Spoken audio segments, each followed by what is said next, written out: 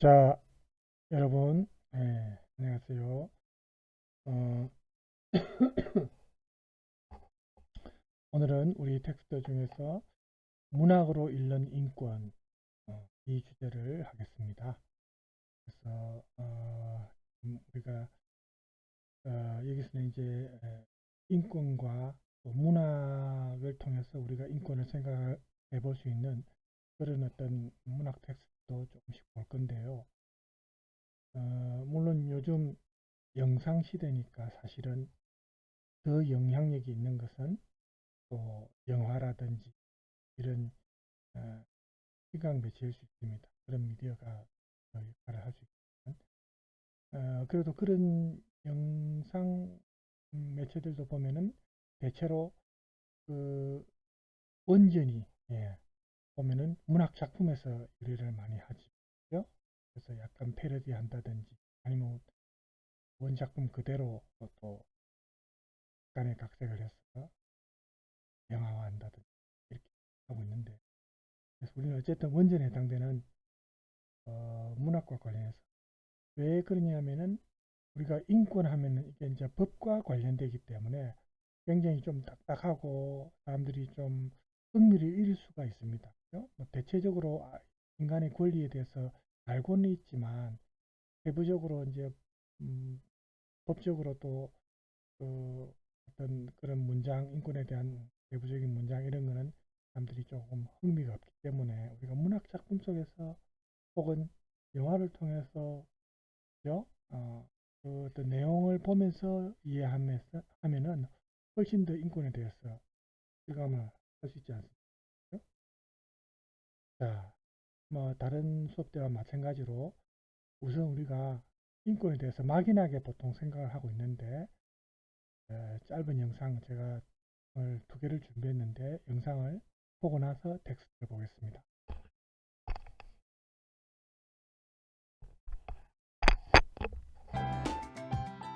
인간이 좋은 순간 관련된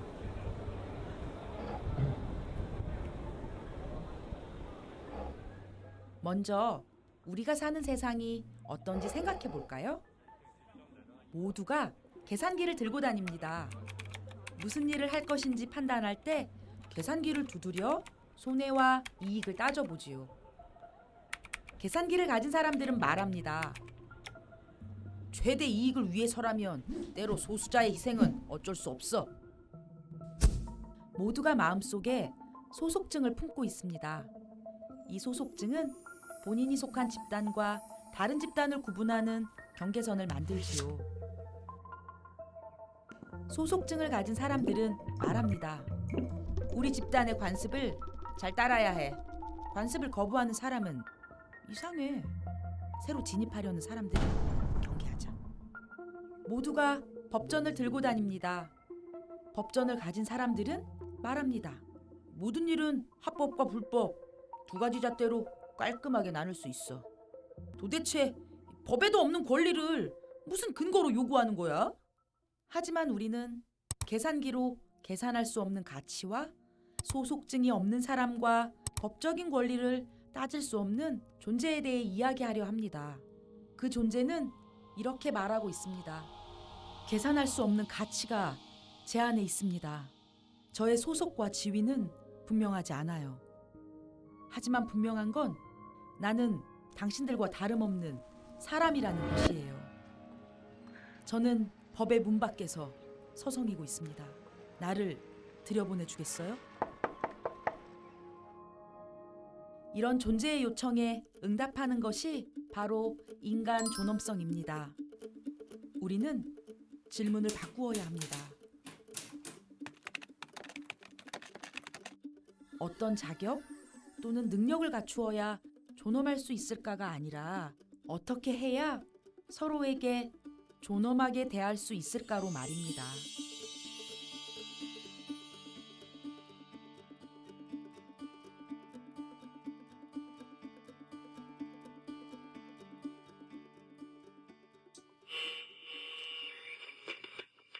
어제 새벽 태안 화력발전소에서 일하던 하청업체 소속 20대 노동자가 숨졌습니다.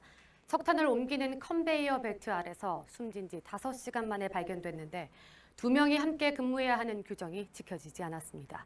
2018년 12월 10일 충남 태안화력발전소에서 설비를 점검하는 일을 하던 도중 컨베이어 벨트에 끼어 젊은 노동자가 사망했습니다. 그의 이름은 김용균입니다. 화력발전소 사고로 하청 노동자들의 열악한 업무 환경이 다시 부각된 가운데 비정규직 하청 노동자들이 문재인 대통령과의 면담을 요구했습니다. 김용균의 동료 노동자와 연대자들은 우리가 김용균이다라고 외치며 노동자의 존엄성을 무시하는 폭력에 맞섰습니다. 김용균 같은 노동자가 존중받지 못한 사회적 조건은 무엇일까요?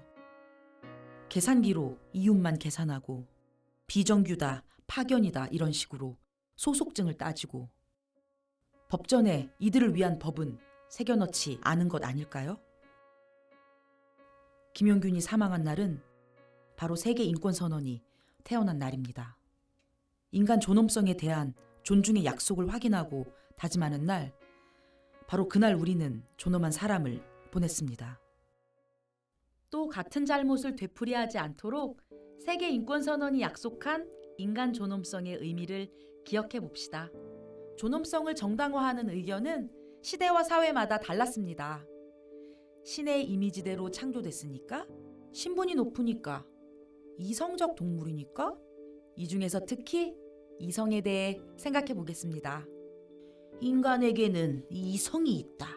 이성 때문에 인간은 다른 생물과 구분된다. 위대한 이성을 가진 인간은 옳고 그름을 판단할 수 있으며 자율적이고 합리적인 사유와 행위의 주체이다. 하지만 이성은 과연 모든 인간의 것이었을까요? 아닙니다. 소위 이성의 주체들은 부유하고 건강한 백인 남성의 얼굴을 하고 있었죠. 발언권이 적은 사회적 약자들은 이성이 없거나 적다고 여겨졌습니다. 우리는 이성이 없는 존재, 즉 야만인으로 여겨졌어요. 이성이 없으니 인간도 아니라는 거죠. 그래서 우리의 권리를 침해하는 것은 인권에 대한 침해가 될 수 없다나요? 사회적 약자들에게는 비인간, 덜인간이라는 꼬리표가 붙었습니다. 이성이 없거나 덜하기 때문에 인간 취급을 하지 않아도 된다는 뜻이었죠. 이성은 특정 집단을 비인간화하고 인간답게 존중하지 않아도 된다는 핑계가 되었습니다. 이러한 이성의 폭력이 정점에 달한 사건이 발생하죠. 바로 제2차 세계대전입니다.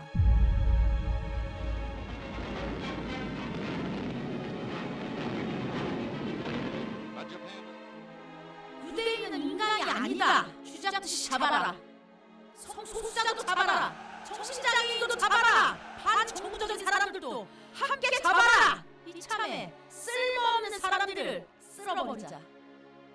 인간을 인간답게 한다고 믿었던 이성의 종착지는 대규모 학살 수용소였습니다.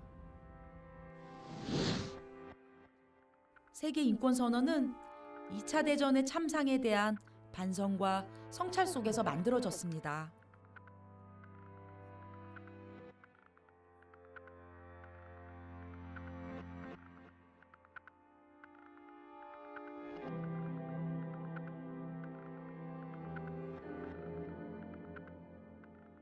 근대 이성의 배타성을 넘어서는 인류 보편의 가치가 필요했습니다. 세계 인권 선언을 만들기 위해 모인 사람들은 서로의 얼굴을 쳐다보았습니다. 난감했습니다.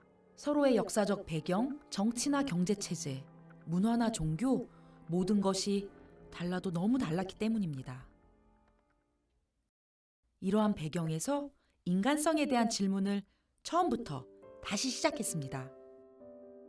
배경이 아무리 다르다 해도 우리는 모두 사람이잖소?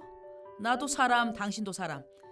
그러니 우리가 서로를 사람으로 대하자는 약속이면 충분하지 않을까요? 맞습니다. 사람이라는 존재 자체가 귀하고 소중한데 그걸 부정하고 무시한 대가가 방금 겪은 전쟁의 참상이었잖소.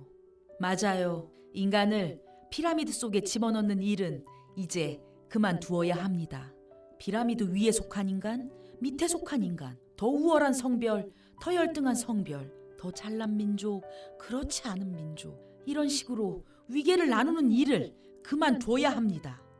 신분이나 이성 때문이 아니라 사람이기 때문에 우리는 존엄한 존재입니다. 존엄성이라는 공통된 지위를 갖는 겁니다. 누구나 존엄한 자로서 공동체의 의사결정에 평등하게 참여할 수 있어야 합니다. 그게 전후 세계를 이끌어갈 민주주의의 원칙입니다. 옳소, 인간 존재 자체가 침범할 수 없는 소중한 가치를 품고 있다는 걸 서로 인정합시다. 바로 그 존엄을 지키기 위해 인권이 필요하다고 약속합시다. 이건 이것이 번지르르한 말이 아니라 실천의 약속이요. 우리가 어떤 상황에서건 서로를 사람으로 대하겠다는 이 실천의 약속.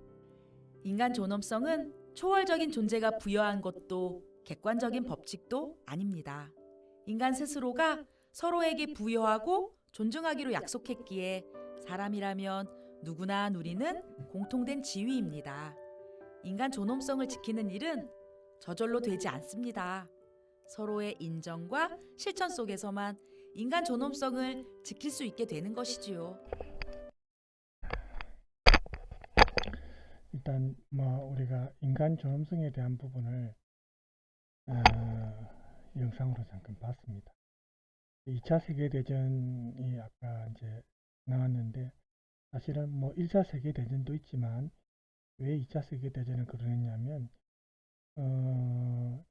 재래식 무기, 대량 살상 무기를 통해서 정말 예전의 전쟁, 활이나 창으로 싸우던 그런 전투와는 다르게 대량 살상 무기를 통해서 2차 세계대전 때부터 또 비행기가 나오지 않습니까? 하여튼 엄청난 사람들이 살상되었고, 유대인 학살, 홀로코스트 이런 내용도 마찬가지고, 정말 인권에 대해서 생각하지 않을 수 없는 그런 세계대전이었죠. 그래서 아마 사례로 이제 그런 것 같은데, 우리가 오늘 읽게 되는 이 텍스트에도 또 전쟁과 관련된 혹은 군인의 인권과 관련된 내용도 나옵니다. 우리나라는 이제 지금 남학생들도 군대 갔다 온 분들도 있고 저도 갔다 왔지만, 우리는 징역 의무적으로 남자들은 군대에 가야 되는, 그죠? 징병제니까 이 자유로운 선택을 할 수 없는 상황이지 않습니까? 그죠?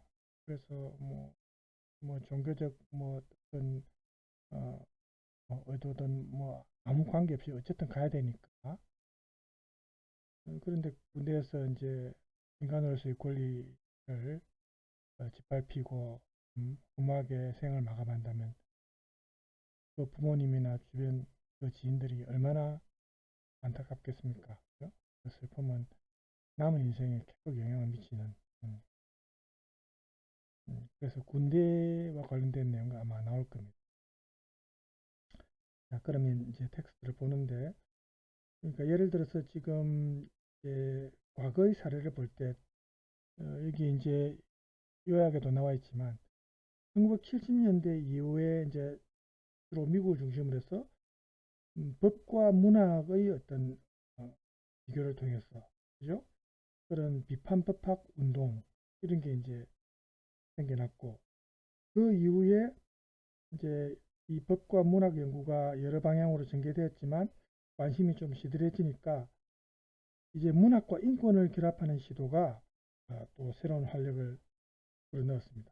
그래서 이런 연구의 흐름에 이제 동참하는 의미에서 이제 이 텍스트도 나온 것 같은데, 문학으로 인권을 읽어낸다. 그게 어떻게 가능할까? 그리고 이제 제가 방금 얘기했지만 군인 인권 교육과 문학의 권리라는 소재로 문학으로 인권 읽기가 실제로 좀 효과 있는 인권 교육이 될 수 있는지, 이런 것도 이제 살펴본다는 겁니다. 그래서 이 텍스트의 결론에서는 동료 시민과 함께하는 문학 작품의 비판적이고 인권적인 그런 어떤 읽는 행위, 독서 행위를 일종의 커머닝으로 우리가 좀 보편 상식적인 거죠. 그런 것으로 이해하고 또 책 읽을 시간, 독서하는 시간과 자유를 향한 투쟁이 중요하다는 것을 한번 살펴보자는 겁니다. 자, 그러면 이제 텍스트 서론으로 가면요. 왜 문학으로 굳이 뭐 다른 아까 제가 말했다시피 요즘에 또 영상 매체가 각광받는 시대니까 영화나 또 다른 것도 있는데 왜 굳이 문학으로 인권을 공부해야 하는가? 이런 의문이 제기될 수 있겠죠. 자, 소제목에 시민교육으로서의 인권교육. 우리가 이제 여러분들도 대학생이니까 지금 우리 대학에서 하고 있는 인권교육은 대부분 인권에 대한 어떤 일반론, 그죠? 우리가 살고 있는 사회와 인권의 관계라든지 또 법과 관련된 뭐 아까 영상에도 나왔지만 국제사회에서의 어떤 인권이나 법 이런 어떤 사례를 통해서 대부분 교육이 이루어집니다. 인권교육. 그게 한계입니다. 그래서 이런 한계를 해결하기 위해서는 이런 법적인 권리를 알려주는 교육도 물론 필요하지만 결국은 우리 인간이 모두 인종 구분을 초월해서 모두가 인간이라는 점은 동일하니까 인권을 문화적으로 습득하게 하는 교육이 필요합니다. 법적 권리만 교육을 시키면은 그게 결국은 아까 말한 대로 법 조문만 따지게 되는 그런 결과를 초래하죠. 결국은 그 법도 인간을 위해서 만드는 게 법이지 않습니까? 가장 근본적인 게 인권입니다. 그래서 문학 작품, 뭐 우리나라 문학 작품뿐만 아니고 뭐 다른 세계의 문학 작품 다 해당이 됩니다. 그렇죠? 이 문학 작품을 선택해서 그 작품 속에 등장하는 인물들 중에 합니다. 좀 상처받는 사람들, 그러니까 인권을 침해받는 그런 사람들 이야기를 인권과 인권법의 관점에서 이제 살펴볼 수 있다는 겁니다. 그럼으로써 차별 없는 세상을 위해서 우리가 어떤 일을 할 수 있는지 서로 머리를 맞대고 토의를 할 수 있고 의견을 교환할 수 있죠. 그리고 이제 불의에 분노할 줄 아는 그런 어떤 인권 감수성을 우리가 함양할 수 있다. 이것이 바로 교양교육으로서 인권교육이 필요한 이유입니다. 그 전문가 중에 이제 포스트라는 분이 1910년에 발표한 아워즈 엔드라는 글에서 보면은 혼외 임신, 결혼을 하지 않았는데 이제 임신한 경우죠. 이 혼외 임신한 헬렌 슐레겔이 당하는 부당한 사회적 취급, 그리고 마그릿이 헬렌에게 느끼는 어떤 연대감, 이런 거를 강조하기 위해서 인권이라는 표현을 사용을 했습니다. 그전에는 인권이라는 표현이 사용이 거의 없었어요. 그래서 이런 작품을 통해서 표현이 이제 나오니까 사람들이 관심을 갖게 됐죠. 그 작품 속에 대사가 직접 나옵니다. 그죠? 아우젠더 작품 속 이 부분입니다. 발췌한 부분. 한번 볼까요? 마그리스의 분노와 공포가 순간순간 커져갔다. 이 사람들은 어떻게 이렇게 멋대로 헬렌을 단정한단 말이야. 어떤 끔찍한 일이 일어날 것인가? 과학의 이름 아래 어떤 부조리가 숨어 있는가? 늑대 무리는 헬렌의 인권을 부정하기 위해서 달려가고 있다. 마그릿은 블랙의 집안 전체가 위협당하는 느낌을 받았다. 이런 이제 그 작품 속에 이런 대목이 나옵니다. 인권 존중의 요구와 관련된 내용인데 과거에도 그렇고 지금도 그렇고 이렇게 부당한 것에 대한 어떤 분노 혹은 어떤 연대의 감정 이런 게 이제 중요하죠. 교양교육에서 역시 중요한 것은 시민교육입니다. 우리가 지금 뭐 정치적으로도 우리 사회의 사례를 보면 좌파, 우파, 또 노인 세대, 젊은 세대, 또 지역적으로 뭐 영남, 호남 이렇게 지금 갈려서 이 좁은 땅덩어리에서 서로 이렇게 싸우고 물론 정치인들이 조장했죠. 제일 문제가 정치인들입니다. 자기들의 어떤 이득을 위해서, 표를 얻기 위해서 이렇게 갈등을 조장하고 니 편 내 편 나누고, 그죠? 그런 정치인들은 사실은 정치의 장애에 존재할 수 없도록 사실은 우리 국민들이 제대로 투표를 해야 되는데, 제대로 투표 못한 국민들의 잘못도 있지만 어쨌든 정치인들이 문제입니다. 그런 정치인들의 어떤 감언 이설에 우리가 속아 넘어가면 안 되겠죠. 그래서 이렇게 시민 교육이 중요하다는 겁니다. 그래서 우리가 정치 교육도 필요하고 경제 교육도 필요하고, 우리 같은 경우에 우리 학교 교육 시스템이 수능 위주로, 그죠? 국영수 위주로 이렇게 문제의 난이도에 따라서 그렇게 이제 평가를 하는데, 사실은 중요한 거는 대학에서 오히려 졸업하는 것을 독일처럼 어렵게 하고 들어가는 것을 너무 어렵게 하지는 말고, 대학에서 제대로 공부해서 졸업 자체가 어렵게 만드는 게 사실 중요합니다. 그래야 이제 정말로 공부하고 싶은 사람들이 대학에 들어갈 거 아닙니까? 그죠? 근데 우리는 대학에 들어가기 위해서 너무 학생들을 힘들게 시달리게 하고,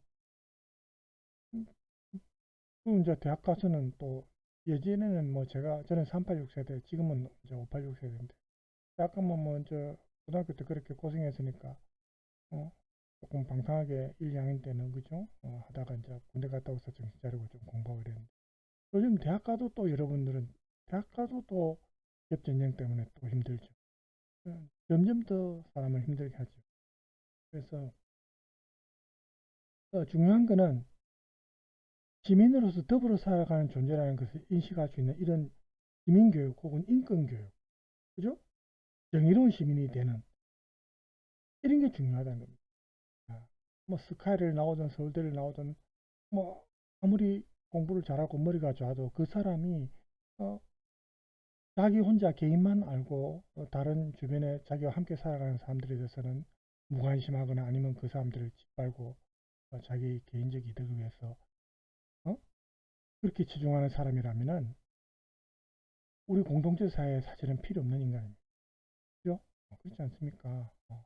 오히려 그런 사람들이 더 사악한 범죄를 저지를 수 있다기.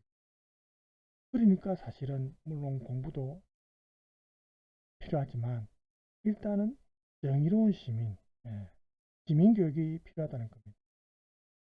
그런 교육의 바탕하에서 제대로 된 교육이 이루어집니다. 인권 교육은 그래서 아주 중요하고요.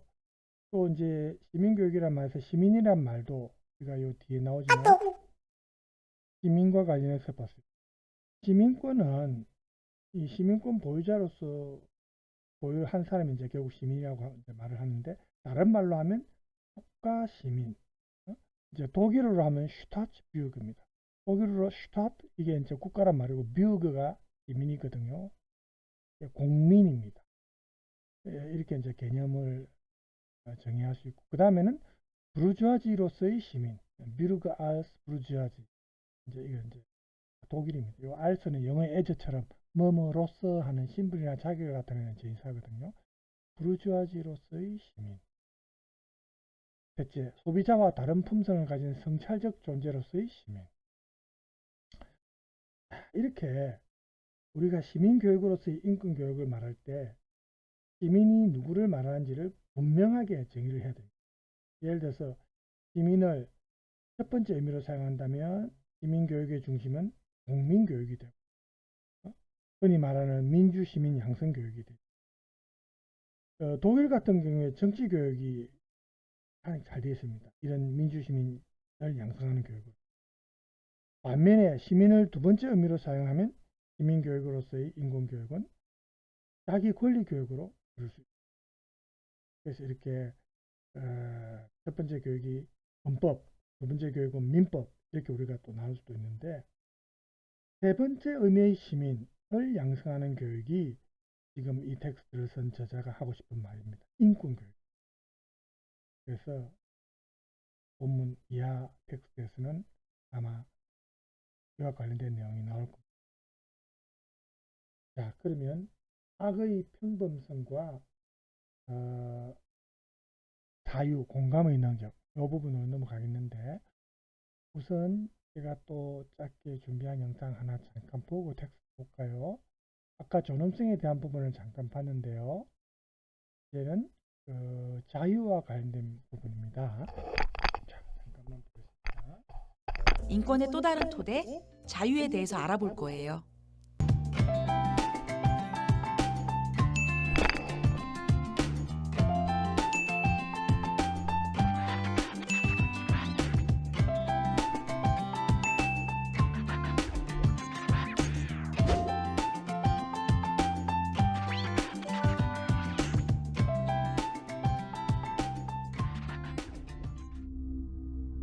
먼저 존엄, 자유, 평등, 연대가 인권의 토대임을 천명한 세계 인권선언 제1조를 살펴봅시다. 모든 사람은 자유로운 존재로 태어났고 똑같은 존엄과 권리를 가진다. 사람은 이성과 양심을 타고났으므로 서로를 형제의 정신으로 대해야 한다. 모든 사람은 자유롭다니 지금 당신은 자유로운가요? 아, 무슨 소리예요? 아, 하기 싫어. 아니요, 죽겠어요. 맞습니다. 일상에서 우리는 흔히 억압과 부자유를 경험합니다.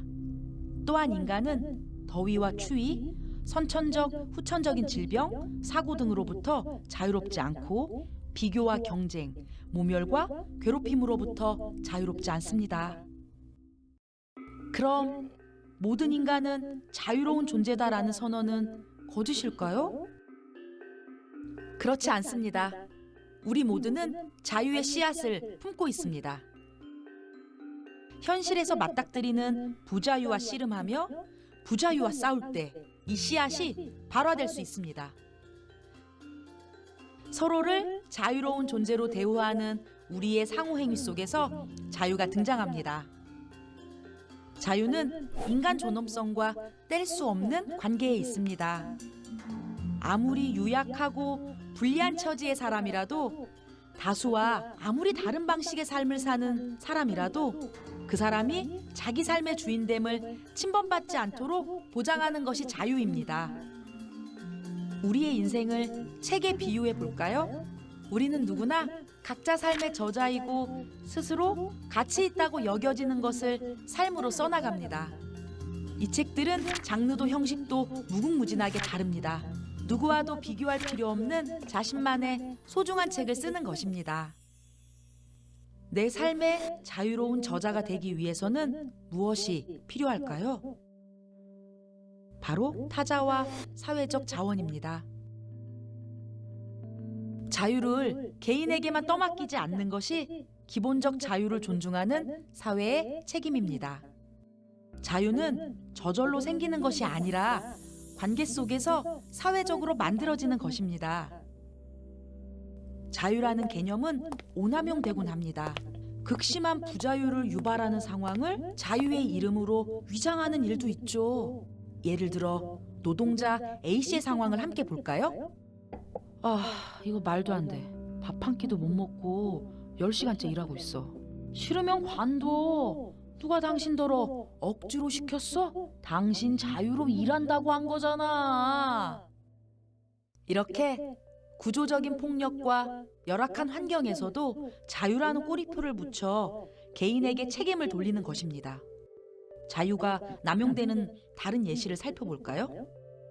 자신에게 이익이 된다고 여기면 타인의 기본적인 자유가 제약되는 일을 적극 옹호하기도 하는 것입니다. 저 집은 따로 교육받아야지. 다 좋은데 우리 애랑은 수업 안 했으면 좋겠어. 학교에 민원을 넣어서 따로 수업하라고 압박해야겠어.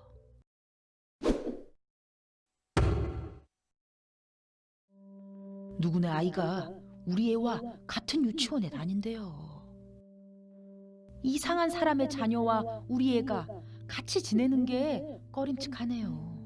유치원에 그 아이는 안 오도록 조치를 요구해야겠어요.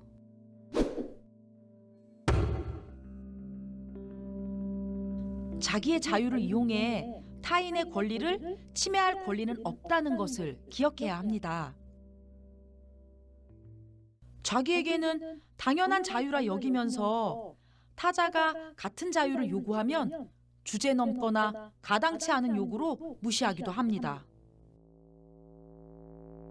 가족이 아파서 나 며칠 자리 비울 거야. 곁에서 돌보는 게 당연한 거 아니겠어?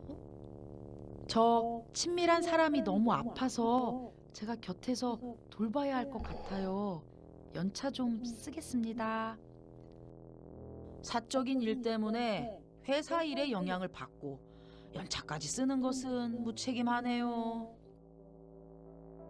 이렇듯 자유를 둘러싼 태도는 사회적 지위에 따라 흔히 갑을 관계로 나타나는 권력 관계에 따라 달라집니다.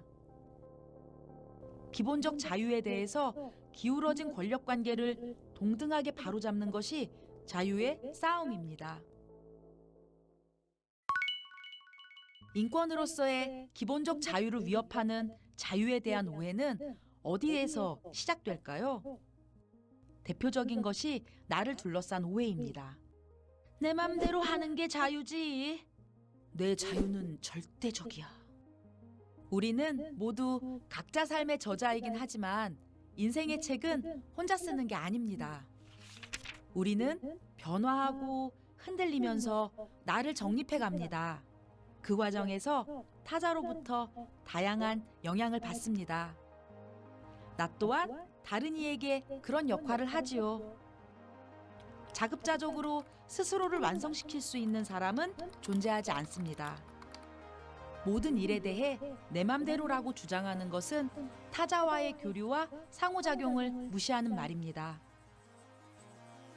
우리는 서로 영향을 미치지만 상대를 대신하거나 타인의 의지에 반한 결정을 강요할 수는 없습니다. 그렇기에 나의 자유가 절대적일 수는 없는 것이지요. 우리는 상호 의존 속에서 교류하고 영향을 주고받으며 자기에 대해 결정합니다. 스스로 결정한다는 것은 혼자서만 한다는 의미도 아니고 결정했으면 수정할 필요가 없다는 것도 아닙니다. 외부의 간섭과 개입만 없으면 자유로운 것이라는 태도는 아주 소극적인 자유관으로 연결됩니다. 무엇을 외부로 보느냐, 무엇을 간섭과 개입으로 보느냐는 깊게 따져봐야 할 문제겠지요. 외부의 간섭과 개입이라 할 때 외부에는 어떤 것들이 있을까요? 첫 번째, 국가 권력을 생각해 볼까요? 시민을 상대로 감시, 고문, 투옥, 학살 등을 저지른 군사 독재 정권의 경험은 아직도 그 피해가 깊습니다. 수많은 피해자들이 진상 규명을 고대하는 사건들이 여전하며 제대로 애도되지 못한 죽음과 생존자의 후유증도 깊습니다. 민주화 이후 정권이라고 해서 국가 권력을 오남용하지 않는 것은 아닙니다. 국가 권력이 가진 법, 군대, 경찰 등은 시민의 인권을 지키는 동시에 언제든지 가장 큰 위협으로 돌변할 수 있죠. 둘째, 시장 권력을 생각해 볼까요? 애덤 스미스의 보이지 않는 손 이론에서처럼 사람들은 시장에서 계약, 선택, 경제활동의 자유를 누린다고 이상적으로 가정합니다. 하지만 시장에는 자본이라는 권력이 있습니다. 큰 자본일수록 큰 권력을 누립니다. 심한 경우엔 생태를 파괴하고 사람을 해치며 법을 어기고도 처벌받지 않기도 하죠. 시장 권력은 현란한 소비의 유혹을 자유로 착각하게 만들기도 합니다. 또한 시장의 권력이 커지다 보니 삶의 다른 영역까지 시장의 논리가 침투합니다. 교육, 건강, 사회복지 등의 분야에서도 시장의 논리가 지배하게 됩니다.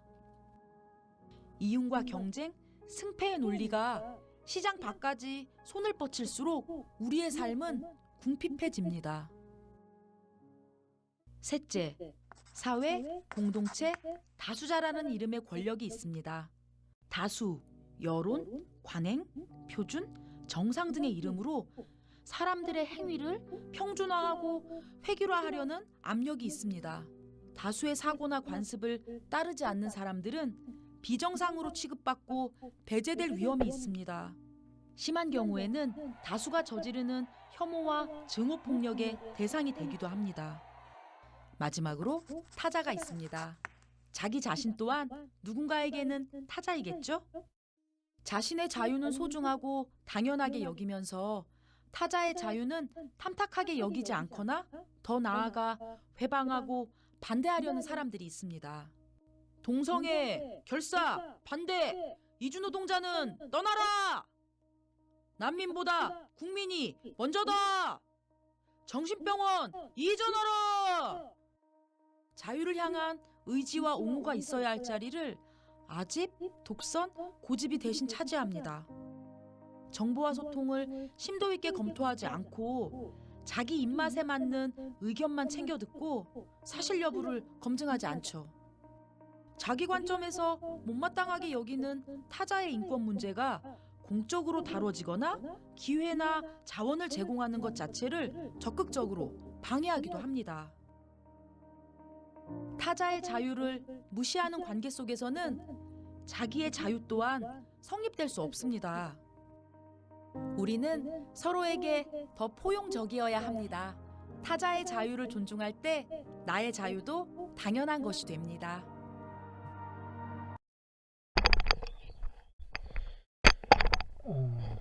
자유와 관련된 내용을 또 잠깐 봤습니다. 사실은 이렇게 영상으로 보면 다 옳은 것 같고 누구니 가지만 막상 우리가 실생활에서 이제 접했을 때 사실은 쉽지 않습니다. 이렇게 생각한 것을 실천으로 옮기는 것이죠.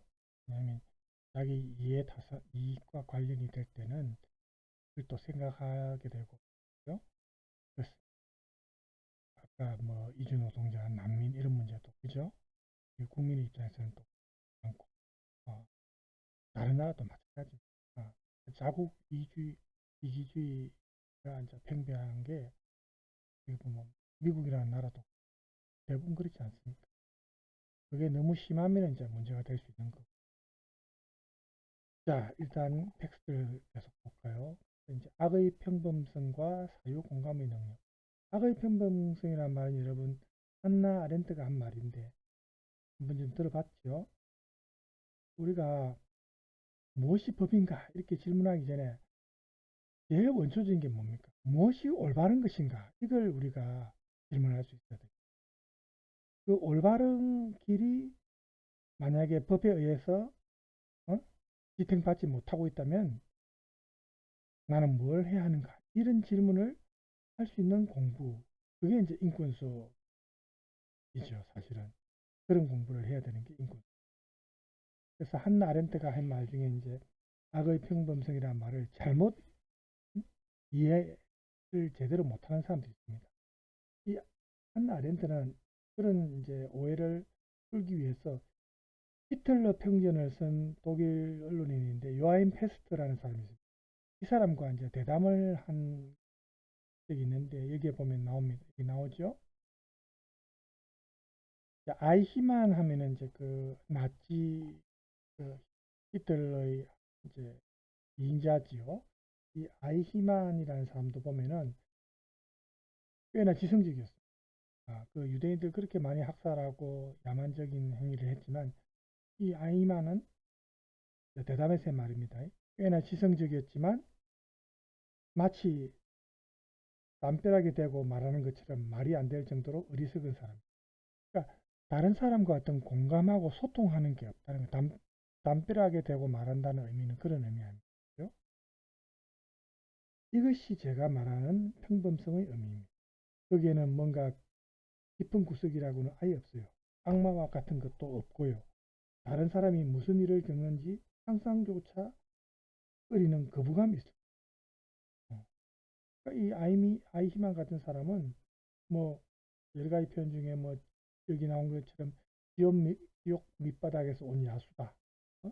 잔인한 사람이다. 이렇게 말을 하는데 실제로 이런 전쟁이 없었으면 일상 속에서 평범하게 우리가 볼 수 있는 사람이다.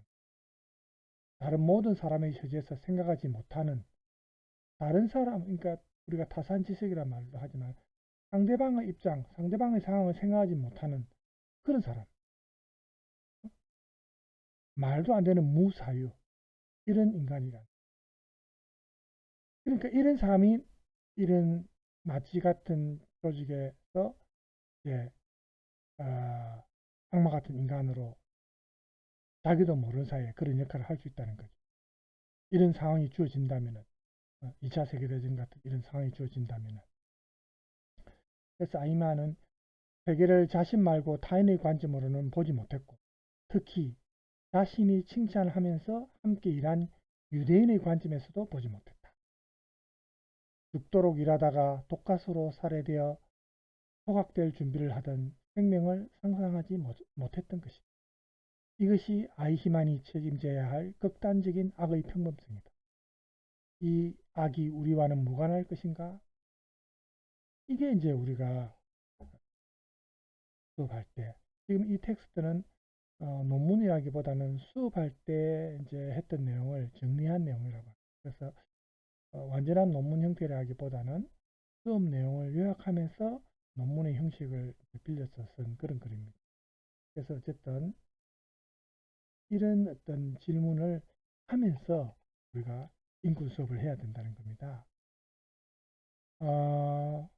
그렇죠. 뭐 이제 그 문학 작품 중에서도 책 읽는 남자, 책 읽어주는, 그죠? 책 읽어주는 남자. 그 이제 헐리우드 영화에서는 더 리더 해가지고 이제 영화가 됐죠. 물론 관점이 조금 다르지만 뭐 작품 내용과 큰 차이는 없습니다만, 그죠? 거기에 나오는 남자 주인공하고 이렇게 볼 때 그 여주인공이 이 아이히만처럼 그런 어떤 무지, 그 여주인공은 이제 글을 읽지 못하는 문맹이지 않습니까? 그래서 이제 그 남자 주인공인 학생을 통해서 학생 읽어주는 작품을 이제 자기가 듣고 학생과 연인 관계인데, 나중에 여러분 알다시피 뭐 영화를 본 사람은 알겠고 또 작품을 읽어본 사람들은 알겠지만, 그죠? 그 학생이 대학교에 가서 이제 만나게 되죠. 그 재판 참가해서 법대생이니까.